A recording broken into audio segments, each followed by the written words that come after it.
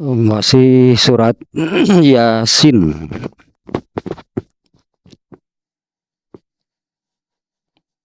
Rangkaian ayat 69 ya, sampai dengan 76. Dimulai dengan pernyataan bahwa yang diajarkan oleh, di sini bahasanya diajarkan ya, bahwa yang diajarkan, yang disampaikan, yang diberikan oleh Allah kepada Rasul itu bukan syair ya, karena hal itu tidak pantas gitu ya bagi Rasulullah SAW. Yang diajarkan Allah kepada Rasulullah SAW itu adalah peringatan dan apa namanya ya, bacaan itu, ayat-ayat Al-Quran itu disebutnya di sini Quranun Mubin, bacaan yang jelas. Beda dengan syair, dengan karya seni, tandanya karya bahasa, karya seni yang apa namanya, jelimet itulahnya. Beda kan bahasa karya seni dengan bahasa baku. Dalam bahasa manapun sama. Di dalam bahasa Indonesia juga sebuah karya seni kalau mengikuti tata bahasa Indonesia yang baku atau mau nyeni disebut nage ya, tidak berseni. Nah, Al-Quran itu bukan syair ya, akan tetapi Al-Quran itu adalah peringatan dan bacaan yang jelas, bacaan yang apa namanya, fasihnya bahasa Arabnya, bacaan yang jelas yang Allah turunkan untuk mengingatkan orang yang hatinya hidup. Nah, orang yang hatinya hidup, dan untuk apa namanya, bahasa kitanya ya, untuk memastikan, untuk memastikan aja, apanya kata lainnya, untuk memastikan keputusan azab bagi orang-orang kafir. Nah, kemudian dilanjutkannya dengan, nah, tidakkah mereka melihat bahwa kami telah menciptakan bagi mereka, bagi manusia, nah, diantaranya apa yang kami ciptakan melalui kekuasaan kami berupa binatang ternak, yang kemudian itu bisa dikuasai oleh manusia. Nah, padahal itu kan, itu ya demikian ya, sudah Allah tetapkan. Allah lah yang menundukkan binatang-binatang itu bagi manusia. Nah, sehingga bisa dimanfaatkan, bisa dijadikan kendaraan, ya, bisa juga, atau ada juga yang apa namanya, dijadikan makanan, dan manfaat-manfaat yang lainnya seperti yang ada yang bisa diminum. Nah, di ujung ayatnya, afalat yashkurun. Ya, kenapa mereka itu tidak mensyukuri hal tersebut?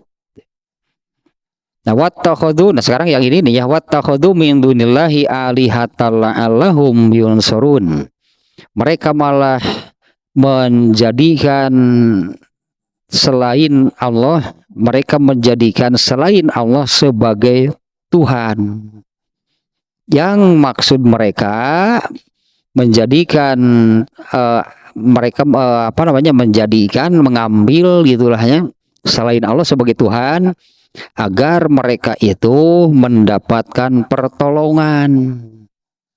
Wala yastati'una nasrohum wahum lahum jundum muhdurun.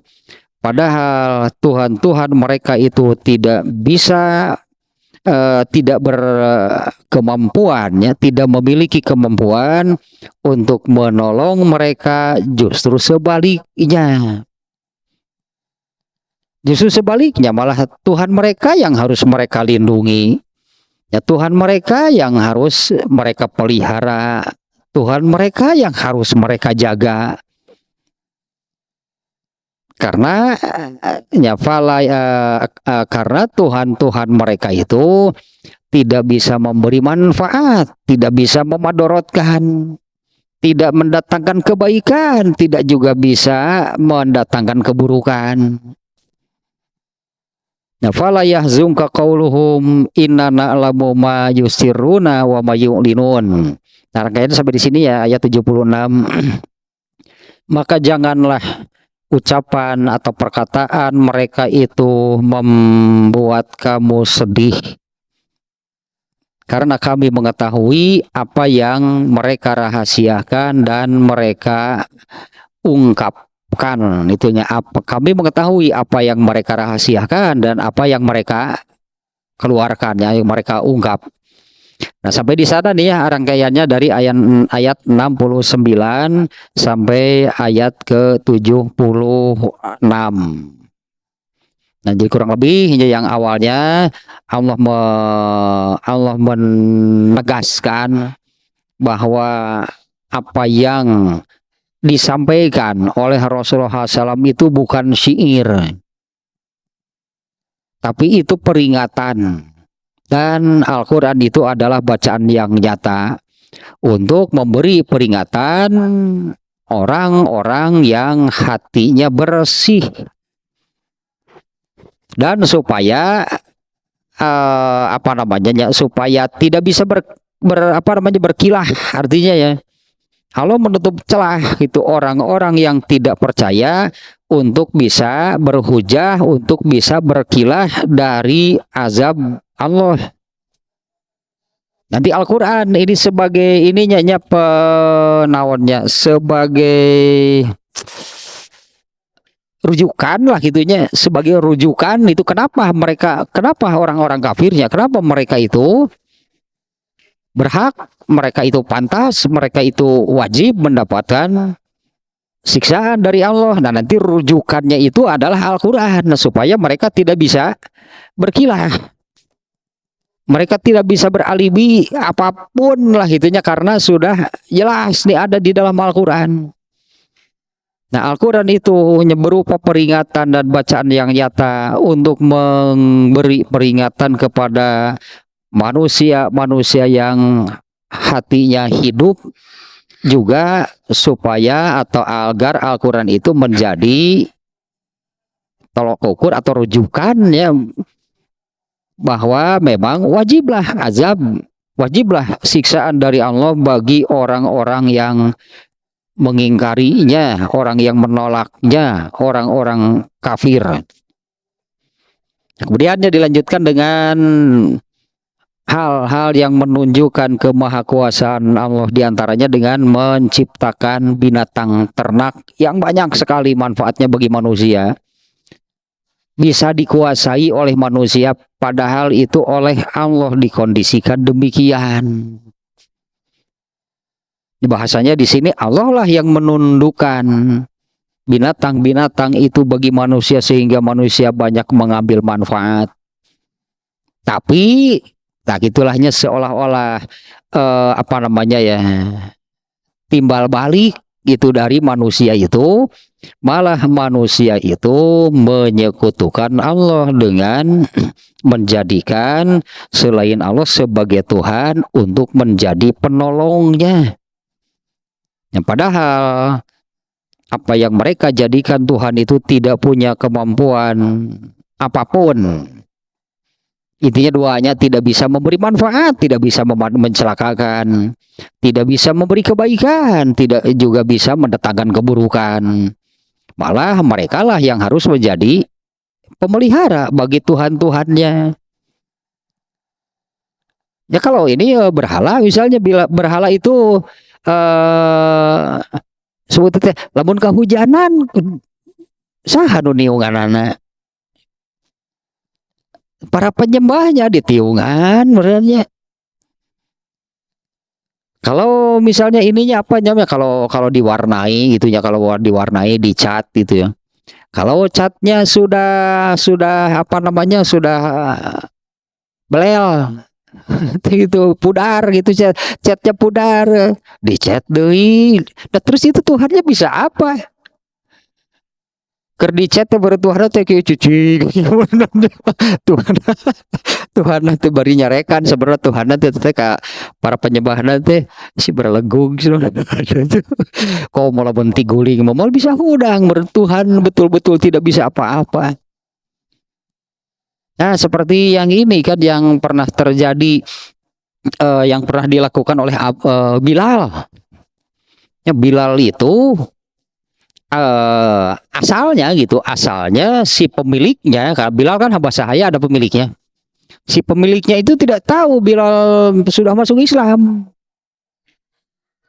Mereka pemiliknya ini tahu Bilal masuk Islam itu setelah Bilal melumuri berhala-berhala dengan kotoran. Ya, Bilal itu melumuri berhalanya dengan kotoran. Ya katakanlah yang asalnya kan, yang asalnya. Andai kalau apa namanya Bilal ini diajak gitu nyembah berhala, nah, hamba sahaya gitu, budak itu mesti taat kepada pemiliknya. Kalau diajak menyembah berhala, ya ikut menyembah berhala. Kalau tidak diajak, sungguh diperintah menunggu rumah, ya menunggu rumah. Nah, kenapa Bilal jadi seperti itu? Ternyata Bilal sudah masuk Islam. Melumuri berhalanya dengan kotoran. Nah, sehingga pemiliknya ini ya marah besar, Tuhan mereka dilumuri dengan kotoran. Dan pemiliknya ini dengan kena sanksi, ya sanksinya agama mereka. Si pemiliknya ini harus membayar apa namanya denda gitulah atau sanksi dengan jumlah yang besar. Ya kemudian kan Bilal ya itu dilumuri oleh Bilal dengan kotoran itu berhala. Kalem, berhala itu cicing, dilumuri dengan kotoran pun gitu tidak bisa berbuat apa-apa. Nah, tapi di sini ya, di ayat ini mereka menjadikan selain Allah sebagai Tuhan. Di antaranya yang terjadi di zaman Rasulullah saat itu kan, Rasulullah kan diutus itu di tengah-tengah para penyembah berhala. Bahkan berhalanya itu setiap kabilah punya berhalanya sendiri-sendiri. Barareda berhala nanti. Beda-beda berhalanya. Berhalanya itu tergantung kepada pembuat berhalanya. Seperti dulu di zaman Nabi Ibrahim, bapaknya Nabi Ibrahim itu pembuat berhala. Dan dijajakan. Mun aya nama meureun dijual secara online lah gitu. Aya nama berhala nanti dijual secara online gitu ya artinya berhala kalau ada kaum yang sesuai cocok nih berhalanya seperti ini, ya jadilah berhala kaum tersebut. Nanti bapaknya Nabi Ibrahim berkreasi lagi, membuat lagi berhala yang berbeda. Karena setiap kabilah itu berhalanya beda-beda, gak mau sama dengan yang lain. Nah di zaman Rasulullah SAW gitunya di Mekah itu, di sekeliling atau berhala itu dikelilingi penuh dengan berhala dari masing-masing kabilah dengan beda ukuran, beda bahannya, beda rupanya. Nah beda-beda juga lah cara mereka menyembahnya. Tapi semuanya sama seperti ini. Mereka berharap berhala-berhala itulah yang akan menjadi penolongnya. Ya padahal mereka tidak mampu menolong sedikit pun, justru kenyataannya kan sebetulnya mereka lah yang harus menjadi pemelihara, penolong bagi berhala tersebut. Nah, misalnya tadi kalau berhalanya dilumuri kotoran oleh Bilal kan berhalanya nggak bisa apa-apa, itu bisa mandi sorangan. Itu berhalanya nggak bisa mandi sendiri kan, yang membersihkannya mereka. Nah inilah yang disebut, disebut nanti jahlun. Jahlun, jahiliyah dari kata jahlun, bodoh yang luar biasa. Ini kebodohan tingkat dewa ya, kebodohan di atas rata-rata. Berhala itu mereka sendiri yang membuat. Mereka kan yang harus memelihara, mereka yang harus mengurus. Tapi kemudian mereka menyembahnya sebagai Tuhan. Logika manapun gak akan ada yang bisa menerima. Mereka yang membuatnya, lalu mereka menyembahnya. Nah itu bodoh tingkat dewa lah gitu. Jadi sebut nanti hari jelma bodoh mah dah asli memang gitu, tapi atong itu ting atuh kalau tadi bodoh teh ewa. Bodoh itu merasa keterlaluan. Bodoh kata teloya, mereka yang membuat berhala lalu mereka menyembahnya dan diyakini itu sebagai Tuhan yang akan menolongnya. Padahal kenyataannya wahum lahum jundul muhdorun, mereka lah yang harus memeliharanya, menjaganya, menolongnya. Nah, sampai di sana nih ya, saya kira kalau ayat-ayatnya sudah selesai nih ya. Yang ditutup dengan ini ayat 76-nya, fala yahzunka qauluhum, janganlah perkataan omongan mereka itu membuat kamu sedih. Beragam omongan orang-orang saat itu kepada Rasulullah SAW ya, sampai seperti ini diantaranya, bahwa Rasulullah itu penyair, menjadi bahasa Indonesianya penyair, pembuat syair. Mereka menyebut bahwa Al-Quran yang disampaikan oleh Rasulullah SAW itu adalah syair. Ya syair mah karya bahasa pada saat itulah gitunya disebut dengan syair. Ini menyakitkan sebetulnya. Bagi Rasulullah itu menyakitkan, sedih itu. Rasulullah itu sedih dengan kenyataan demikian. Mengapa gitunya? Mengapa umatnya itu malah bersikap demikian? Padahal kan yang disampaikan oleh Rasulullah itu inilah kebenaran yang sesungguhnya. Inilah yang bisa menyelamatkan manusia dari azab yang besar dari Allah. Nah bahkan ini kan ketika Rasulullah diperintahkan, nah ketika Rasulullah SAW diperintahkan untuk memulai, membuka gitulahnya siapa dirinya, ya seorang Rasul, seorang Nabi, itu diawali oleh Rasulullah dengan cara mengumpulkan orang-orangnya kaum Quraisy. Rasulullah SAW naik ke Bukit Sofa. Ya, kemudian Rasulullah menyampaikan, apa kalian percaya kalau dari balik bukit ini akan ada pasukan besar yang menyerang kalian? Saat itu orang-orang Quraisy mengatakan, kami percaya karena kami tidak pernah mendapati engkau berdusta. Nah kemudian Rasulullah menyampaikan ini tentang ancaman dari Allah, ancaman yang besar gitu kalau kalian itu masih saja beragama seperti ini.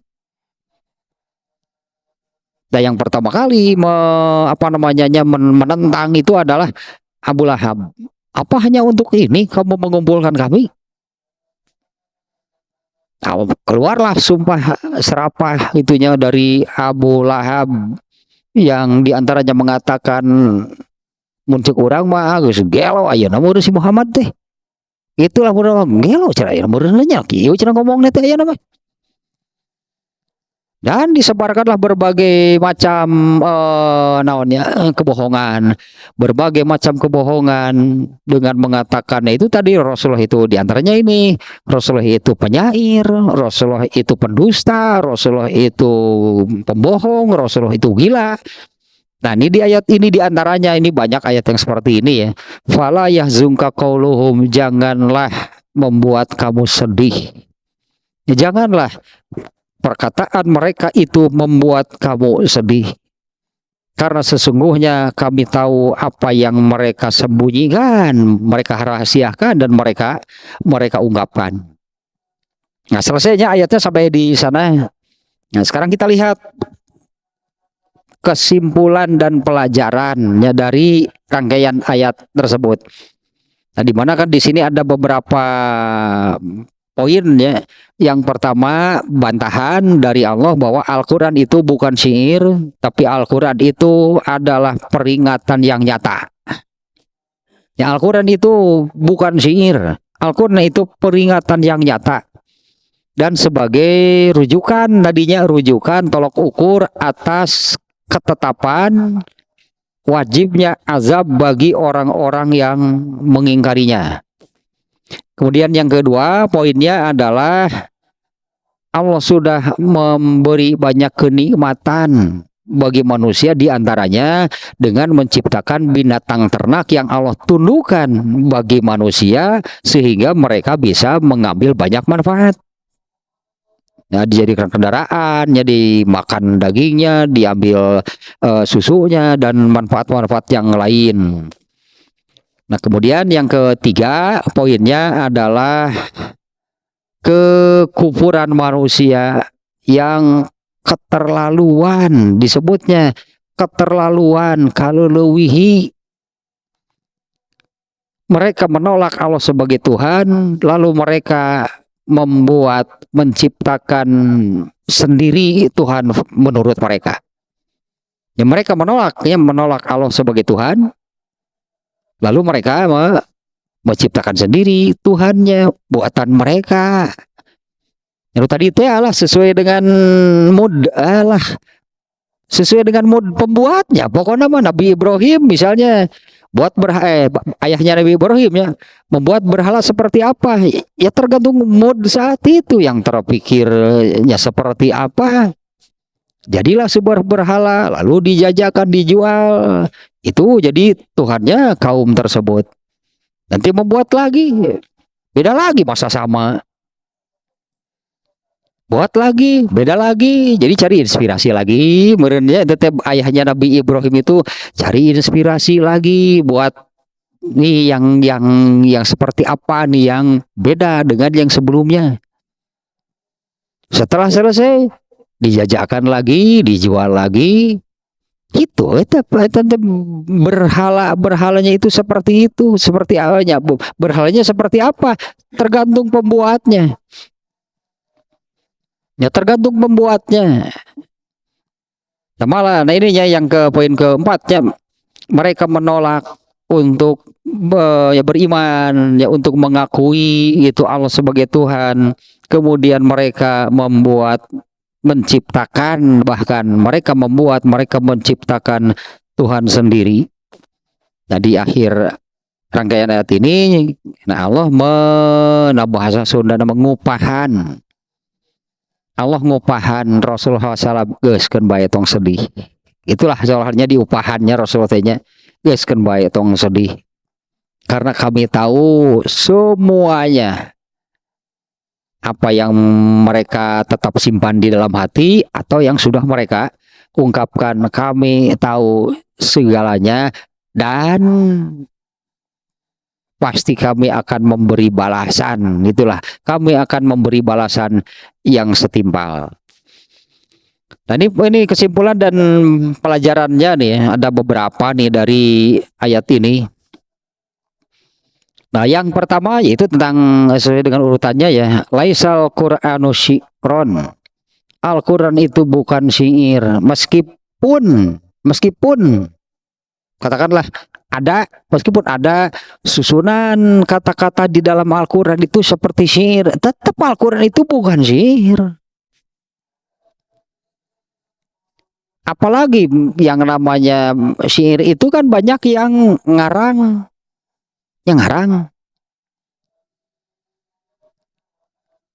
Yang berimajinasi, lah pokoknya berhayal, berimajinasi gitu, ngarang. Misalnya kalau sebuah lagu tema, jadi saja sebuah lagu.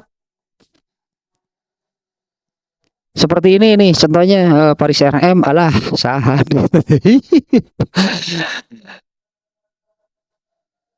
Ini ya, Faris RM-nya itu musisinya, pemusik, penyanyi gitu. Dia ini salah seorang yang jumlah lagunya paling banyak nih di kita nih. Menurut pengakuannya tidak ada satupun ya, ciptaannya itu dari pengalaman pribadi, dari kisah nyata, hayalan semuanya. Ya artinya kan bisa demikian kalau syairnya berhayal, itu semuanya imajinasi dan sebetulnya ya, hayalan, ya nggak ada kisah nyata. Nah, syair itu bukan seperti itu gitu maksudnya ya. Syair itu bukan syair Al-Qur'an itu bukan syair, wala Muhammadun syairon, dan Muhammad itu bukan seorang penyair. Sebelumnya juga tidak dikenal Rasulullah itu suka berpantun, suka bersyair. Rasulullah tidak dikenal sebagai seorang pencipta lagu. Wah, Rasulullah tidak dikenal orang yang demikian. Nah, kenapa ketika Rasulullah menyampaikan Al-Quran itu mereka ya, tadi kan karena dasarnya ya karena dasarnya mereka ini tidak mau beriman, mereka dasarnya itu mengingkari kenabian Rasulullah, yang asalnya mereka sendiri yang memberi Rasulullah gelar Al-Amin, baik 180 derajat mereka mengatakan Rasul pendusta. Ya kan yang memberi gelar Al-Amin si jujur gitulah ya. Kan Rasulullah mendapatkan gelar tersebut bukan setelah menjadi nabi. Sebelum menjadi nabi, sebutan itu, gelar itu neraka. Ya, seperti baru ketika Rasulullah menyampaikan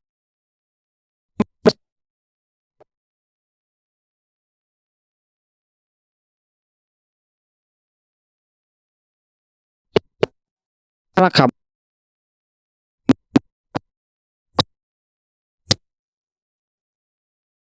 Tapi setelah Rasulullah SAW memproklamirkan dirinya sebagai nabi, sebagai utusan Allah, membawa agama baru. Agama barunya membawa agama baru yang tentunya tidak sama, berbeda dengan agama mereka. Langsung kan berbalik, Abu Lahab langsung mengatakan kamu pendusta. Nah, termasuk tentang hal ini. Kenapa mereka menyebut Rasulullah jadi seorang penyair?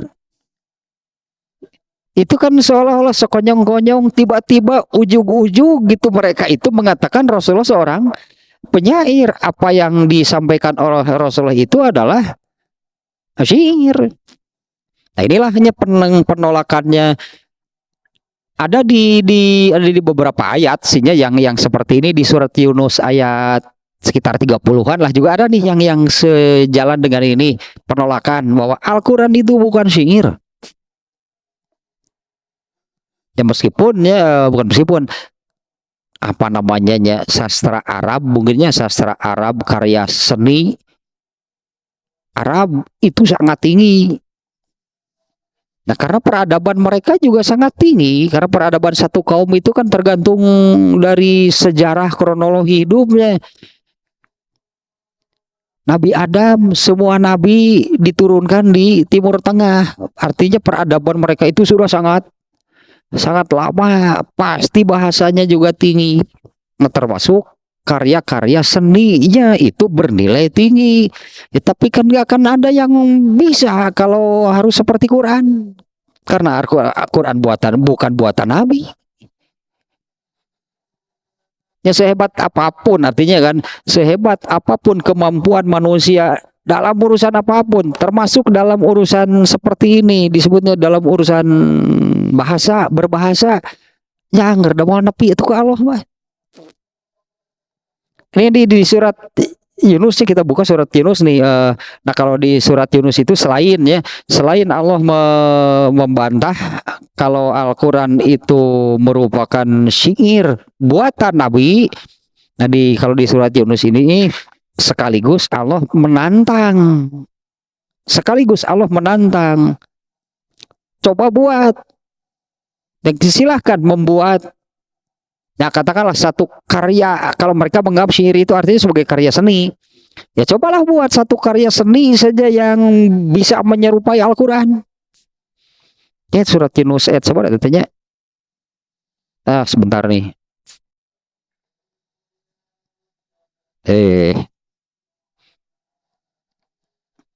Sekitar 30-an kalau nggak salah. Aduh, nu mananya.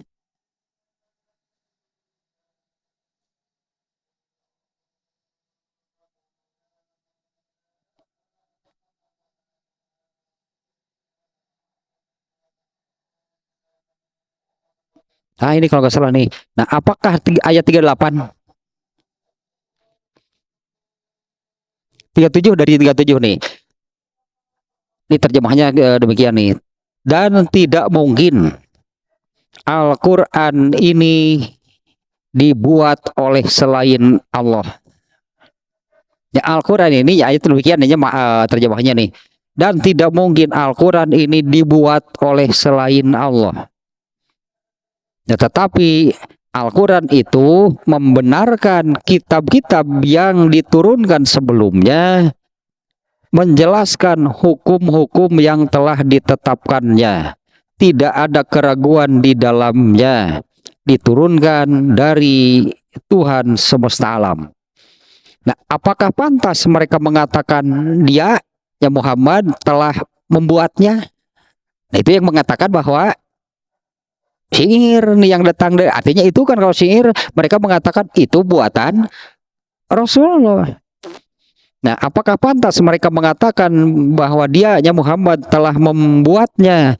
Katakanlah, wahai Muhammad, kepada mereka, buatlah sebuah surat yang semisal atau yang seperti surat yang ada di dalam Al-Quran, dan ajaklah siapapun di antara kalian orang yang mampu membuatnya selain Allah, jika kalian orang-orang yang benar. Nah, ini ya, kalau di sini tidak menyebut syair, tapi di sini menyebut.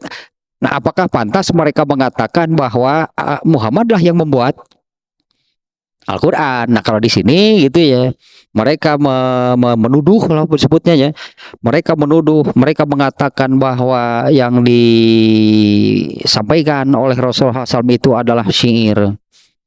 Nah, ini kesimpulan dan pelajaran pertama, Al-Quran itu bukan syair, Muhammad itu bukan seorang penyair. Ya, tetapi lah tadinya Al-Quran itu adalah, kalau di sini nih disebutnya bahwa Al-Quran itu sebagai kitab yang membenarkan kitab-kitab sebelumnya yang diturunkan oleh Allah. Kemudian menjelaskan hukum-hukum yang telah ditetapkan oleh Allah. Nah, kalau syair isinya apa? Gak akan ada isinya yang sebagai satu hukum, sebagai satu ketetapan. Ada yang nu hari wunggul seni maksudnya karya seni. Nu tadi per seni menunggu anu ngahayal wunggul. Nu ngahayal wunggul gitu. Eta nu cilaka mah nu baper ku lagu. Nah, itu mah menang ngarang, orangnya serius seolah-olah gitu. Baper ku lagu, itu mah menang ngarang, ngahayal, dan orang nu kadang-kadang serius. Orang mah baper keneh itu pake deui nu anyar. Aduh, meni menyentuh teh lagu. Menyentuh naonana. Itu mah menang ya gitulah, beri manjeri semengarang pokoknya mah. Dur iya nu ngadayananya keunana mu serius. Tuh pada lampu, aduh meni merinding itu kok lah, itu menang ngarangnya nah gitu. Mun ku Quran kudu kitu sebenarnya mata. Harusnya dengan Al-Quran kan. Bukan dengan lagunya sih. Bisi ku laguna mah ke lamun nu macana teu geunaheun. Bisi nu maca Quran teu geunaheun. Kan dengan isinya, ya dengan maknanya itu dari setiap ayat Al-Quran. Nah, mestinya kan, katakanlah tadinya bahasa sekarang itu kan baper sampai merinding gitu, kudu nama Quran atau gitu teh. Dengan isinya, ya bukan dengan lagunya. bukan dengan iramanya. Memang ada ya hadisnya yang isinya Rasulullah memerintahkan baguskanlah Al-Qur'an itu dengan nyesok maca Quran masing halus gitulah intinya ya. Makanya kan ada sampai kemudian kan oleh oleh para ulama lah ya dibuatlah tajwid. Arti tajwid itu membaguskan. Sekarang ganti jadi tahsin artinya membaguskan. Ya naon bedana tuh. Tajwid jeung tahsin mah eta kan nih. Hanya kalau sekarang ini kalau mau kalau mendengar ayo tajwid mulai ulaikeun ayeuna mah. Lamun diajak tahsin lah orang mau. Padahal eta keneh aturan bedana tajwid jeung tahsin. Ya sampai adanya pelajarannya kan tajwid atau sekarang namanya tahsin. Ya memang ada perintahnya. Ya perbaguslah itu baguskanlah itu bacaan Quran. Dulu di zaman Rasulullah SAW itu padahal para sahabat nih ya. Para sahabat kan mendengar Quran itu semuanya langsung dari Nabi. Tapi di para sahabat pun beda-beda. Soal enak lah gitunya, enak bacaannya beda-beda. Yang terbaik itu Ubay bin Ka'ab. Nah itu bacaan terbaiknya sahabat yang bacaan Qurannya paling baik itu Ubay bin Ka'ab. Yang paling enak Rasulullah sih pasti. Tapi turunannya gitu para sahabat bacaan Qurannya itu beda-beda punya lagu sendiri. Yang paling enak didengar gitulahnya bacaan Quran itu di antara para sahabat itu Ubay bin Ka'ab, kemudian Ibnu Mas'ud. Tapi yang palingnya nomor satunya adalah Ubay bin Ka'ab. Ya anggaplah dengan iramanya saja mungkinnya betah gitu mendengar Quran teh. Dengar tinggal iramana geunaheun kata udah merinding. Ada yang salah sih sebetulnya kalau demikian. Ya tapi kan wajar kan kalau mendengar irama, mendengar lagu yang enak itu betah kan. Jangankan Quran, lagu buatan manusia saja kalau lagu itu enak kan bikin betah. Lagu religi. Lagu religi.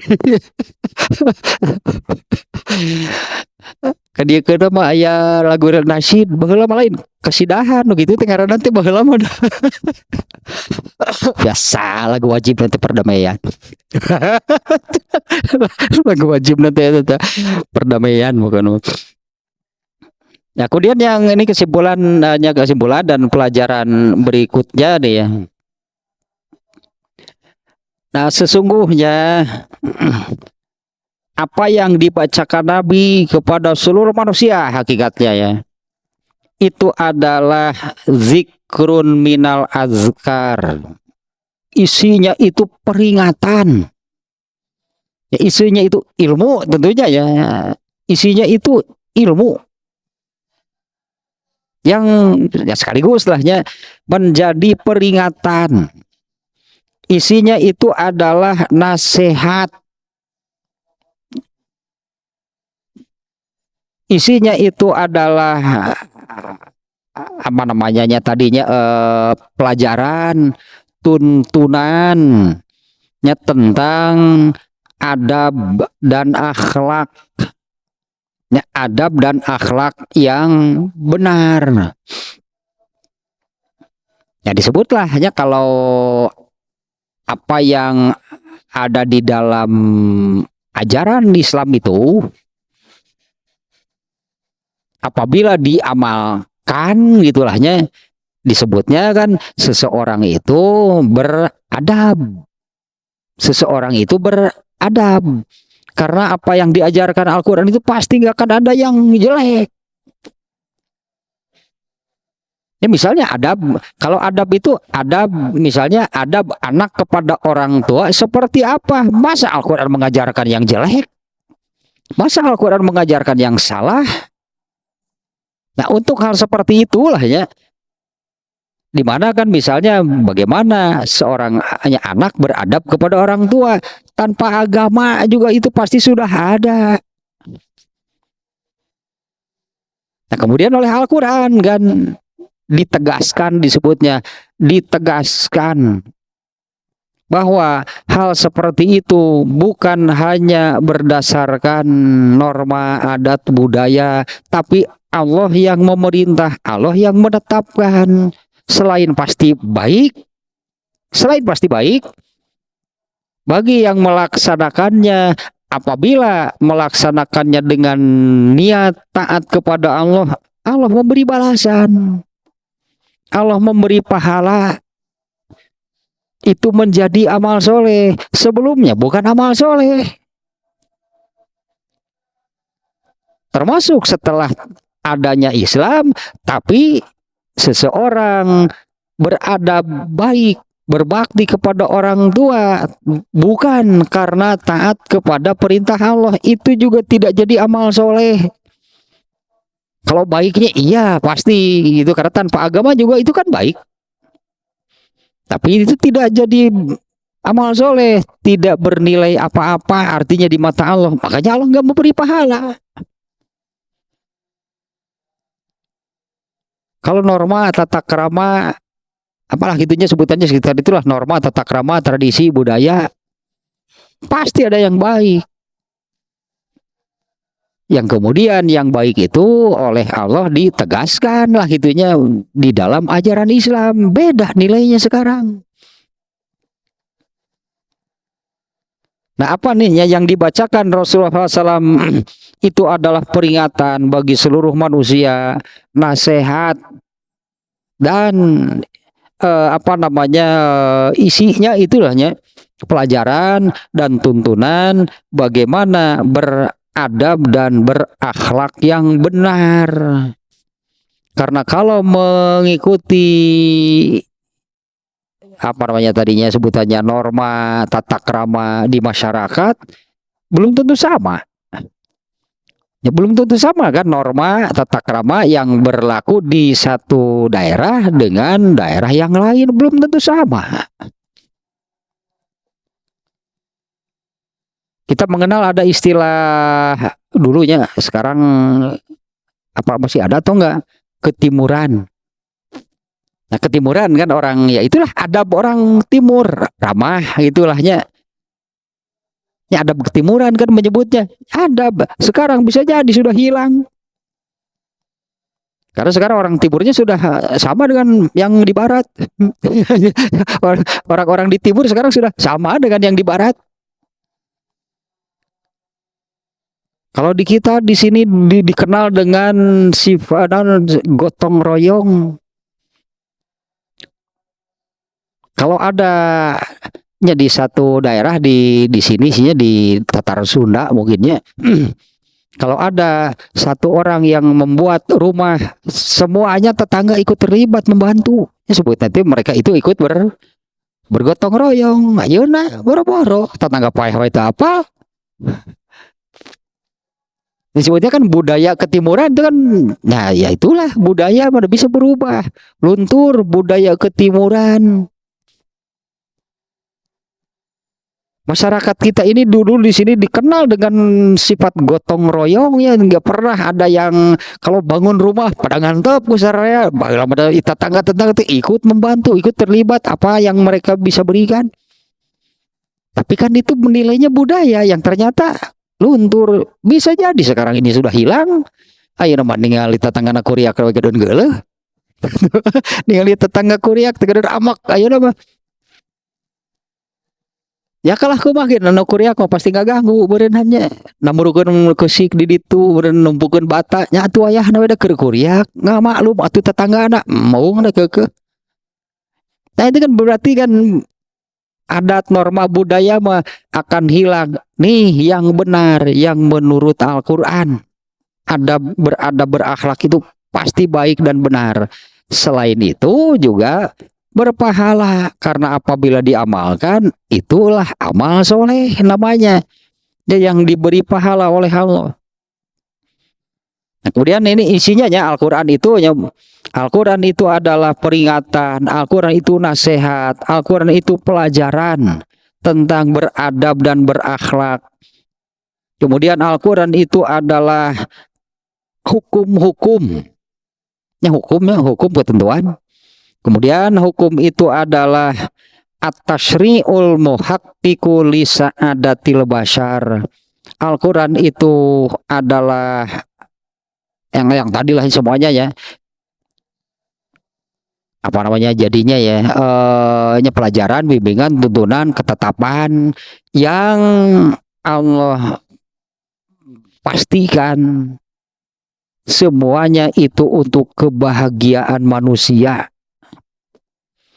Nah ini kan beruntung.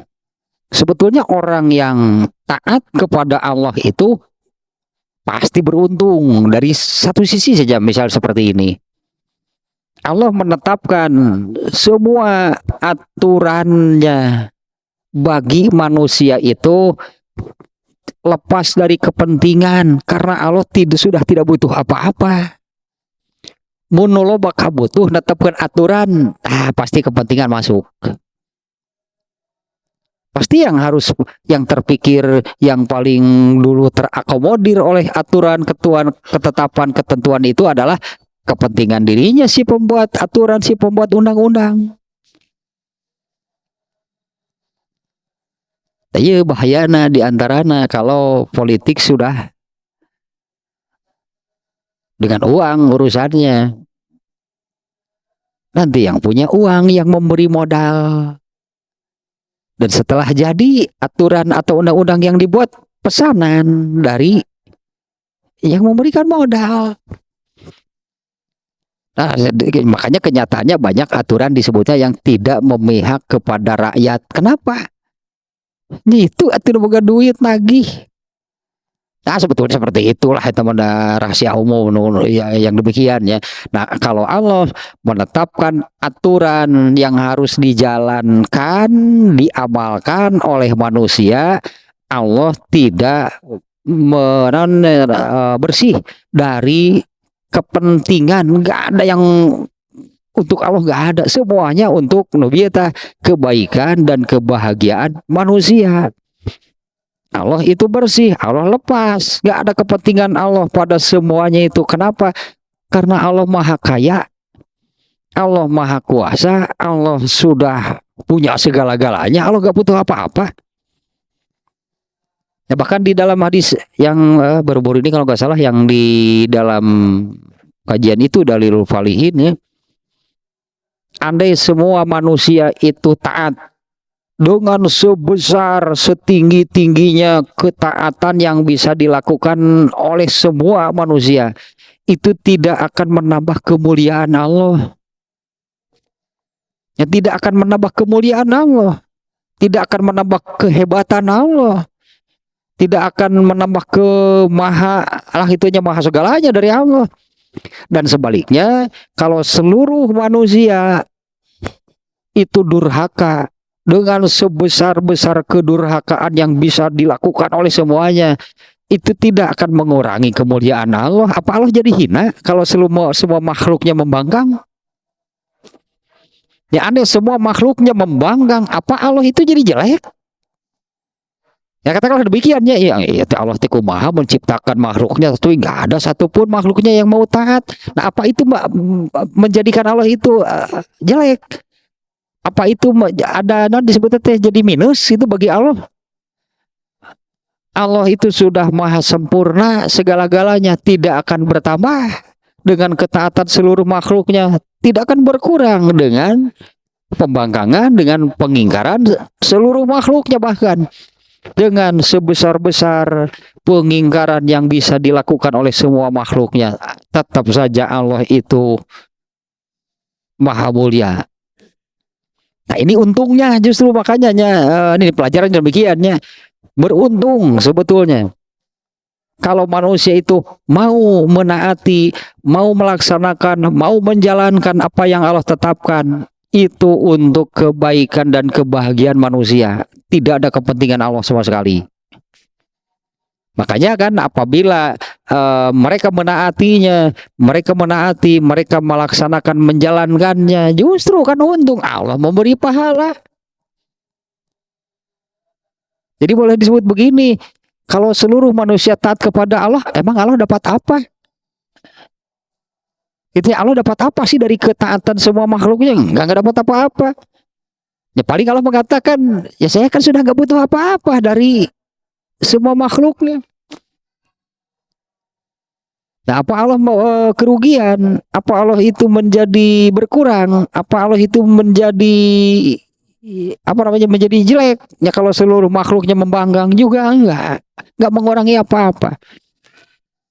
Setelahnya benang merah nama di sini di apa namanya di pelajaran dan kesimpulannya ya bahwa yang disampaikan oleh Rasulullah itu adalah peringatan, nasihat, pelajaran tentang bagaimana beradab dan berakhlak yang benar. Kemudian isinya itu adalah aturan-aturan dari Allah dan segala ketetapan yang Allah pastikan bahwa semuanya itu untuk kebaikan dan kebahagiaan manusia. Nah, artinya kan beruntung sebetulnya yang mau mengikuti, mau menaati, mau mengamalkan dan menjalankannya. Semuanya itu untuk kebaikan dirinya. Allah sudah tidak butuh apa-apa. Allah tidak butuh apa-apa dari semua makhluknya. Kemudian yang berikutnya, maksud Allah menurunkan Al-Quran itu adalah untuk menggugah dan memberi peringatan kepada manusia-manusia yang hidup hatinya, disebutnya ya. Jadi ayat berapa tadinya yang demikiannya? Yang hidup hatinya. Yang hidup hatinya itu adalah orang yang di sini disebutnya mustanirul basiroh. Orang yang mata hatinya itu mampu melihat karena adanya cahaya Islam. Ini beberapa kalinya saya sampaikan ilustrasinya seperti ini. Ini mata lahir saja.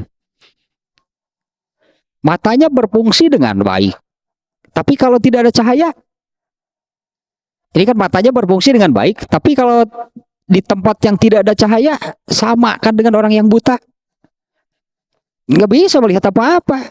Nah, mata itu untuk bisa berfungsi, yaitu melihat dengan baik itu, berarti harus ada cahaya. Nah, mata hati, mata batin, itulah mata hati, mata batin itu perlu cahaya untuk bisa melihat. Dan cahaya bagi hati manusia itu adalah, ya inilah Al-Quran, inilah agama dari Allah, itulah cahaya. Nah, kalau orang-orang kafir, orang-orang munafik, ya orang-orang kafir, orang-orang munafik, mereka itu ketika diberi cahaya, mereka itu merasa silau, mereka itu marah. Jadi mereka itu hakikatnya kan hidup di dalam gelap, tapi betah aneh teh.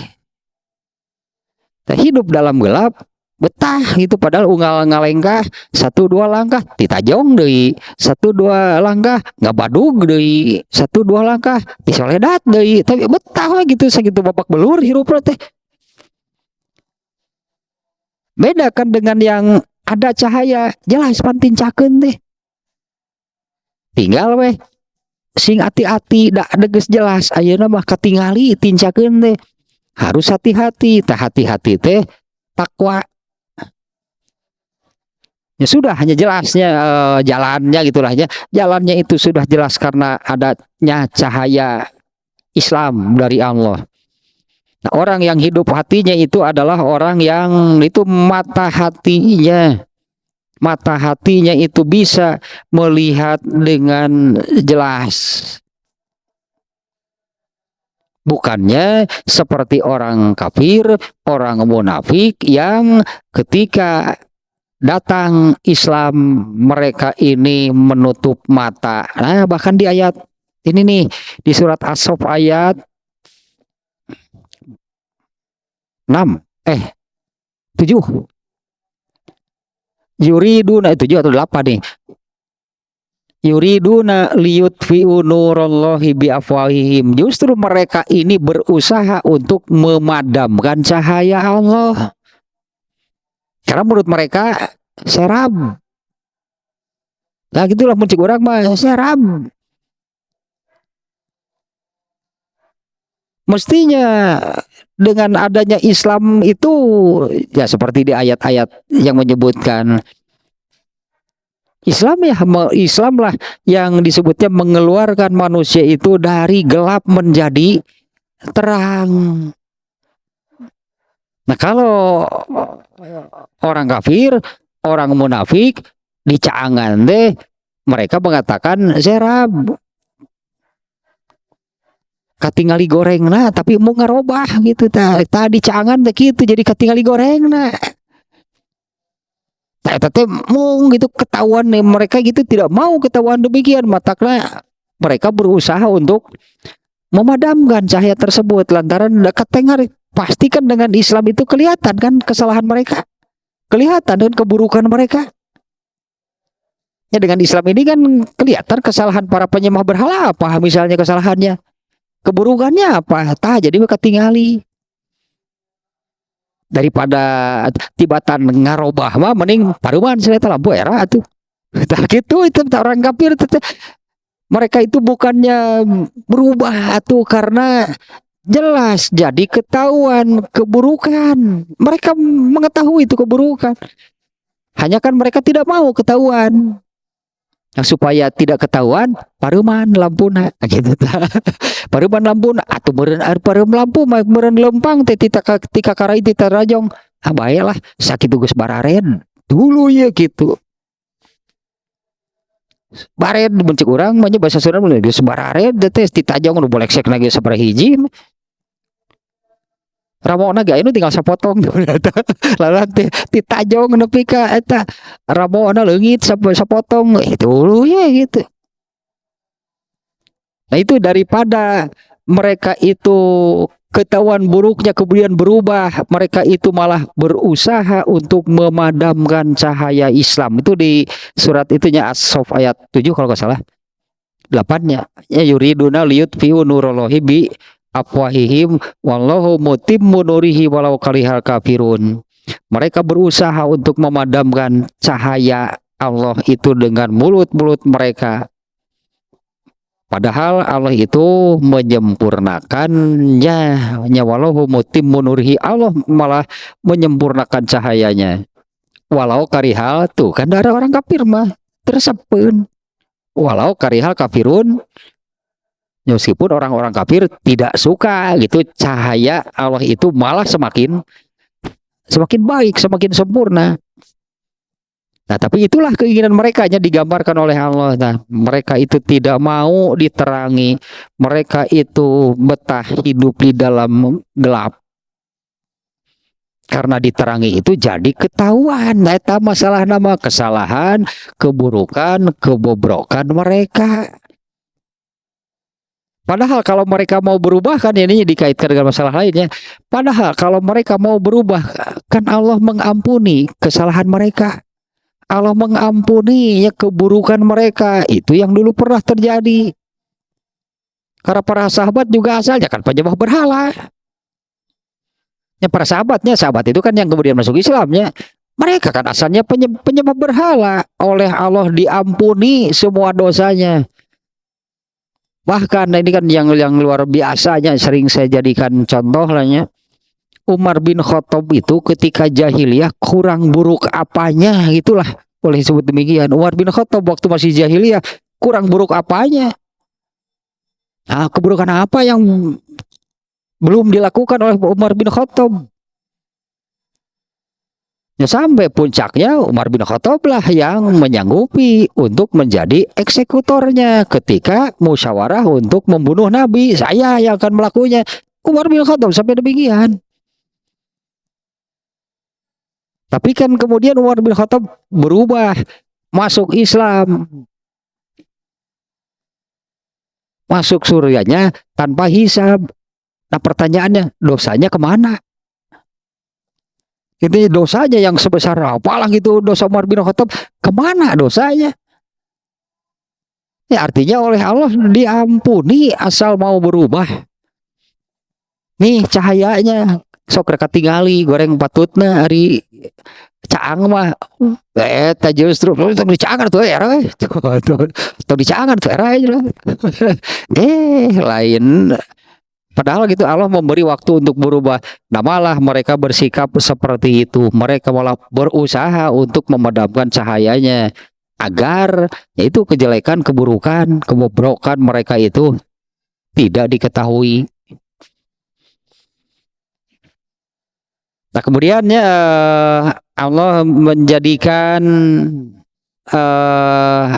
ada keberadaan Allah dan kemahakuasaannya itu dengan menciptakan manusia dan makhluk-makhluk yang lainnya.